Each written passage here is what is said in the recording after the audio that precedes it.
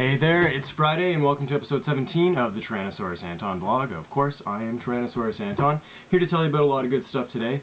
Continuing from last week, I'd like to continue with my Bluesfest report thus far. I forgot to mention last week too that I actually saw The Roots and Skrillex. It was my second time seeing The Roots, and it was a really great performance, of course. The Roots, legendary, fantastic on stage. However, I think the first time I saw them I enjoyed the show a little bit more, simply because they played more of the songs that I like more, some of the, my favorite songs. So it was a great performance, fantastic. As always, whenever Questlove is in town, he will usually do a DJ set afterwards. Fortunately, I couldn't go because after watching The Roots, I went and saw Skrillex live.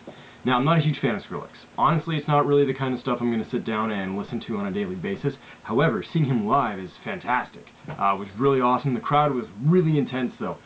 They had to actually take down the barricades between both sides of the stage because people were just getting crushed. So Skrillex was really cool about it, though. He put the music off. Was really concerned about the fans' well-being, making sure everyone was looking after each other. Fantastic performance live, and the dude smokes like a chimney when he's performing, which is awesome. It was really cool. So I did enjoy that. Last week also I saw on Sunday Yukon Blonde, which was fantastic. These Canadian guys put on a great live show. One of my favorite acts actually from Bluesfest so far. They just had a really great energy. Unfortunately, it was a smaller crowd. They were on one of the smaller stages, but I was really into it. They were really into it, and I think that's what's really important. Great sound live too. They just put on a good show. After that, I saw Perfect Circle, and I had been trying to see a Perfect Circle for years. Honestly, maybe 3 or 4 times I failed seeing them live, simply because either work, tickets were sold out. I wasn't getting on it fast enough, but it was awesome to finally be able to see them. Of course, not the original lineup, but I mean, there was still Billy Howardell, James Yob, the Smashing Pumpkins, formerly the Smashing Pumpkins, I should say, and of course, Maynard James Keenan. It was a great show. They played a lot of my favorite songs, including The Noose, which was great, and The Hollow. They played just fantastically. Some people said the set was a little short, but I thought it was just the right length. There's no encore there, which is kind of a bummer, but hey, you can't always expect a band to do an encore. Really good show. Also, the past week I saw, on Wednesday, pardon me, on Wednesday I saw, who did I see on Wednesday? I'm trying to remember. There's been so many great acts, it's kind of hard to keep track of every single show that I've been to, but Wednesday I saw Metric. It was finally my first time seeing Metric live, and they put on a fantastic show too. Opened with Black Sheep, one of my favorite songs, and they also played Empty, which is probably my favorite song ever, and it was great. Emily Haynes and the rest of the guys put on a great show. It was a lot of fun. One of my favorite performances from Bluesfest too, because the whole crowd was into it. You could tell everyone was there to see Metric. Everyone was having a good time, jumping around. Fantastic. After that, I went and saw My Morning Jacket, which was just phenomenal live. When they played Touch Me, I'm Going to Scream Part 2, my life was complete at that moment. Also, one of the coolest things too about My Morning Jacket was the fans were all really courteous and polite. It was one of the strangest things I've ever seen at a show. People, making their way through the crowd, and there's a good amount of space between people, but people, they come in, they stand in front of me, and then they turn around and say, "Oh, can you see okay? Are you alright? Like, am I," and I'm like, "No, dude, it's cool." So it was really fun, though, but I've never seen that happen at a concert before, and I think it was really amazing. Last night was Saturday, saw Death from Above 1979, my second time seeing them, just as intense as the first time I saw them. A bigger crowd though from the first time I saw them. First time I saw them, they were virtually unknown. I think their album had just come out. Not a lot of people, actually no, I don't think their album had even come out at that point. Not a lot of people knew who they were. But they came out on stage, they were an opening act for the band I was going to see, and they just fucking blew everyone away. Like, it was insane. It was awesome. After seeing them live, I was just like, wow, I can go home now. The concert's over, really. But seeing them for the second time, fantastic. Put on a really intense performance. Crowd was really into it as well. And after that, I saw Mother, and they are fantastic live. Absolutely amazing. Perfect pitch as well. Played a lot of the hits and some of the older stuff as well that was maybe not as well known. Crowd, I think a lot of people it was their first time hearing Mother, because not a whole lot of the crowd was really into it. There was still a lot of people they knew the songs, and you knew who knew the songs. It was fun though. Great show. As the finale, they played Oh My Heart and then Hayloft, and came out and did an encore after that. So it was a great show. Tonight, though, I am so excited. I'm going to see Lupe Fiasco, Charlie Tuna, and I'll probably stick around for Death Cab for Cutie as well. This is probably my most anticipated night of Bluesfest, so I can't wait. Can't wait for that. I'm really excited. So there'll be a review of that in next week's blog update.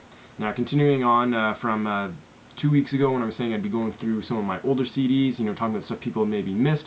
I'd like to talk about Blackalicious today. This is my favorite album, Blazing Arrow. It's fantastic. A lot of great, artists featured on here as well, including Gil Scott-Heron, the late, great Gil Scott-Heron. So, really good tracks on there. Also featuring Charlie Tuna on a couple of, or I think on one track here. But it's a fantastic album. This album never ceases to lift my spirits. It's just fantastic. A lot of really good songs on there, especially First in Flight. That's one of my favorites. So I'm going to start talking about some comics now. Some stuff, you know, that I have mentioned in my previous entries. Latest volume of Cross Game is now out. Story's getting really, really good, really, really interesting. You know, the characters are really starting to grow. The relationship between Ko and Alba is starting to change a lot, as you can see. Alba was actually starting to act more like, you know, her late sister Wakaba. It's really, really interesting to see how things are going. There's also a new character was introduced, Alba's cousin Mizuki. And this is one of the weird things with the Japanese. For some reason they have this weird obsession with, you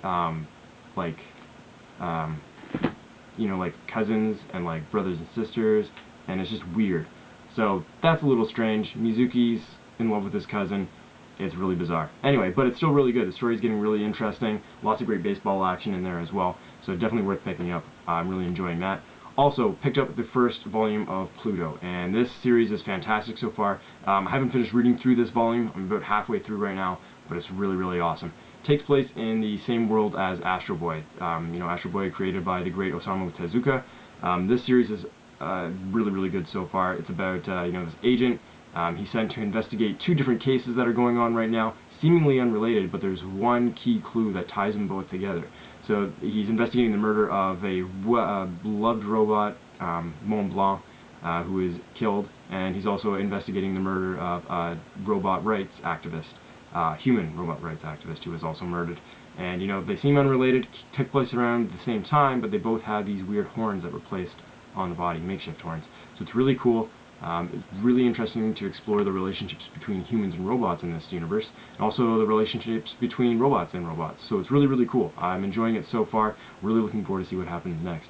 So that's really, really awesome. Also, I wanted to forgot to mention it last week, but I had mentioned before in some of my older entries, my friend Andy, who has, you know, a podcast. Andy is a disabled gamer, but he actually had a guest spot on Kotaku recently. There will be a link in the info about this video here, so you can check that out. But he's reviewing the WWE Fight Pad controller. Since Andy's disabled, you know, he has cerebral palsy. It's hard for him to play certain games with, you know, just a regular controller. So this helps him out. A really good review, definitely worth checking out. Also, I want to mention my friend Jason has just started a fashion blog about here in Ottawa, you know, just hitting the streets and that sort of thing. It's called Threadbeat. Looking forward to, you know, that taking off. It's just started up, so check that out. There'll be a link in the video for this as well. I think that's about it for this week. So, you know, I'm really excited about the shows I'm going to see tonight, but that's all I really have to talk about. So, have a great rest of the weekend, and I'll see you all next week.